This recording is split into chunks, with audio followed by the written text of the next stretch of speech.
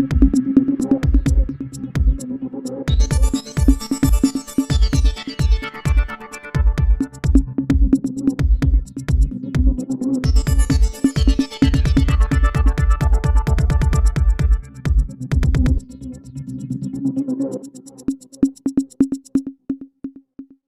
दोस्तों, इस वक्त हम मौजूद हैं करनाल के मंगलोरा में और हम मंगलोरा में पहुंचे हैं जाने माने पहलवान और वर्तमान में खलीफा भी हैं, आज़ाद अखाड़ा समिति के संचालक हैं सतवीर जी। इनसे हम बात करेंगे, इनसे हम जानेंगे, क्योंकि वर्तमान में ये गोल्ड मेडल विजेता भी हैं। हरियाणा सरकार से 2022 में ही बीते माह में गोल्ड मेडल मिला है। इनसे जान लेते हैं कि इस तरह का शौक़ कब से इन्हें लगा है और क्या इनका लक्ष्य है। इन सब बातों को लेकर के हम बात कर लेते हैं। सबसे पहले तो खलीफा जी, आपका बहुत बहुत स्वागत है हमारे चैनल में। धन्यवाद। खलीफा जी, सबसे पहले तो हम यही जानने की कोशिश करेंगे कि किस शौक़ को लेकर के, किस टारगेट को लेकर के आपने पहलवानी शुरू की, क्योंकि हमें सुना है कि शादी के बाद आपने जो है अखाड़ों के अंदर कुश्तियाँ लड़नी शुरू करी। शादी के बाद अक्सर पहलवान कुश्तियाँ छोड़ देते हैं और आपने शुरू की, क्या राज है? दरअसल मेरे पिताजी पहलवान थे और मेरी शादी 79 में हुई थी। उसके बाद मैंने कुश्ती चालू करी। इस कुश्ती चालू करने के बाद मैं परिस्थिति ऐसी आई, कुछ कर नहीं पाया। मैं पहले घरती भी थी, परिवार की जिम्मेवारी पड़ गई थी, मैं छोड़ गया था। अब 3 साल पहले मैंने अखाड़ा बनाया, स्टार्ट करा हरियाणा सरकार से, और मेरे पास बच्चे हैं। ये बच्चों ने पोजीशन ली, ये डिस्ट्रिक्ट में फर्स्ट आए और जो स्टेट में आए।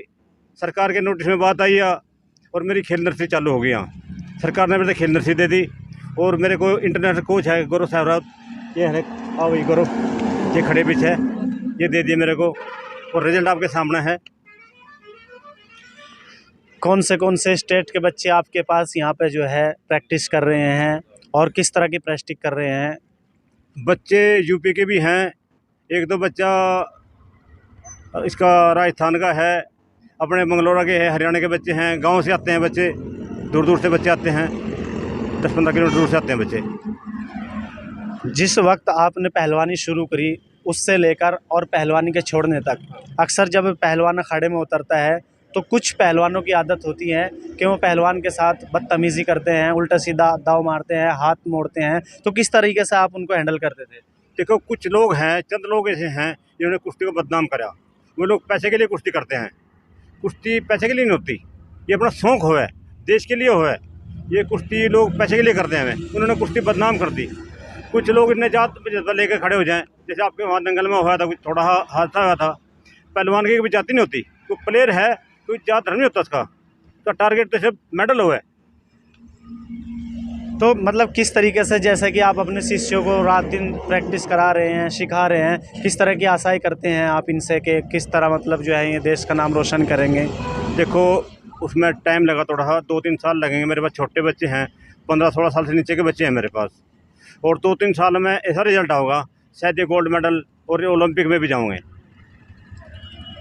जो पहलवान मिलने के बाद मिल के कुश्ती करते हैं, आपस में सटल कर होने के बाद कुश्ती करते हैं, उनके बारे में आप क्या कहना चाहेंगे? क्योंकि अभी आपने जो आपका ये पड़ोस का गांव है अब्दान नगर, वहाँ के दंगल में भी एक ऐसा वाक़या सामने आया है, तो उसके बारे में आप क्या कहना चाहेंगे?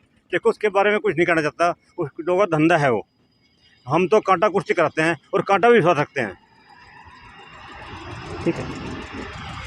कब से आप जो है ये अखाड़ा समिति चला रहे हैं और कितने टोटल सदस्य हैं इसमें? मेरे पास करीबन 45 पहलवान हैं और 3 साल करीब मैंने चलाते न हो गए इसमें। जब आपको गोल्ड मेडल मिला था राज्य सरकार से, तो आपकी फैमिली में आपके जो रिलेशन संबंधी लोग हैं, किस तरह का उत्साह था उनमें? दरअसल मेरे लिए क्षण बहुत बड़ा था, मेरे को पता नहीं चला इतना बड़ा मैंने कारनामा कर दिया। जब मैं अपने परिवार में गाँव में आया, मेरे को एहसास है इस चीज़ का, भाई हाँ कुछ करा, गाँव में आने का पता चला मैंने। हिंदुस्तान के लगभग कितने सूबों में आप कुश्तियाँ लड़ चुके हैं? मैं तो यूपी और पंजाब, हरियाणा और 3 सिस्टम में। तो जो आपके पास जितने भी शिष्य हैं इनमें कुछ लोग ऐसे भी हैं जो स्कूल से एकेडमी से जो है फाइनल होने के बाद आए हैं, सिलेक्शन हुआ है उनका एकेडमी के अंदर, तो उनकी तैयारी किस तरीके से चला रहे हैं? सभी की तैयारी एक जैसी है? नहीं, मेरे पास जो इंटरनेशनल कोच है गौरव सहरावत, उसकी तैयारी वो कराते हैं बच्चों की।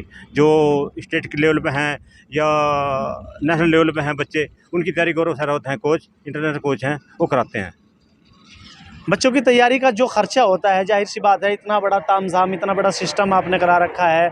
हमने सुना है, हमारी टीम ने यहाँ करके पता किया है कि आप इनको निःशुल्क सारी सुविधाएं दे रहे हैं। कहाँ से इतना आपके पास जो है फंड आता है? नहीं, फंड जो बच्चे नर्सरी में मेरे पास हैं, जो मेरे पास बच्चे हैं करीबन, वो 25 बच्चों के सरकार उनको 2000 रुपये महीना पर मंथ देती है डाइट के लिए, हरियाणा सरकार। अच्छा। हाँ, और ये सरकार ने कोच दे रखा है मेरे को, सरकारी कोच है, ये इंटरनेशनल कोच है गौरव सहरावत। यानी कि आपका जो कोर्स है वो राज्य सरकार से रजिस्टर? हाँ, राज्य सरकार से है, सरकार ने मेरे को दे रखा, उसकी तनख्वाह सरकार ही देती है। तो अब तक मतलब जितने भी हिंदुस्तान के सूबों में आप कुश्तियाँ लड़ चुके हैं, तो लगभग जाहिर सी बात है जितनी आप कुश्तियाँ लड़ी हैं उनमें से आपको ऐसा भी है कि जहां आपको पराजित होना पड़ा होगा?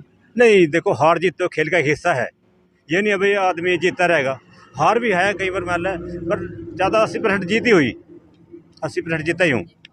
हाँ, हार का सामना देखना पड़ा। चलो, तो ये थे हमारे साथ सतवीर सिंह खलीफा जी, जो आज़ाद अखाड़ा समिति मंगलोरा के संचालक हैं। और बच्चों को आप देख सकते हैं, मेरे पीछे में जो बच्चे खड़े हुए हैं, इनकी यहाँ प्रैक्टिस करा रहे हैं। अभी हमारे बीच में ग्राम पंचायत उल्हेनी के प्रधान जी भी हैं। इनसे हम सिर्फ एक ही सवाल करना चाहेंगे, क्योंकि ग्राम पंचायत उल्हेनी में जो दंगल हुआ था उसमें खलीफा का किरदार निभाया था सतवीर सिंह जी ने, और प्रधान जी के सहयोग से वो मेला लगा था 4 साल के बाद। तो प्रधान जी, हम आपसे पूछना चाहेंगे, खलीफा जी के काम से किस तरह की संतुष्टि है आपको? इनके काम से बहुत अच्छा परिणाम मिला, और जो भी कुश्तियाँ हुई बिल्कुल स्पष्टीकरण, कोई वहाँ भेदभाव नहीं था, कोई पक्षपात नहीं था, बिल्कुल क्लियर कुश्ती करी इन्होंने, साफ सुथरी।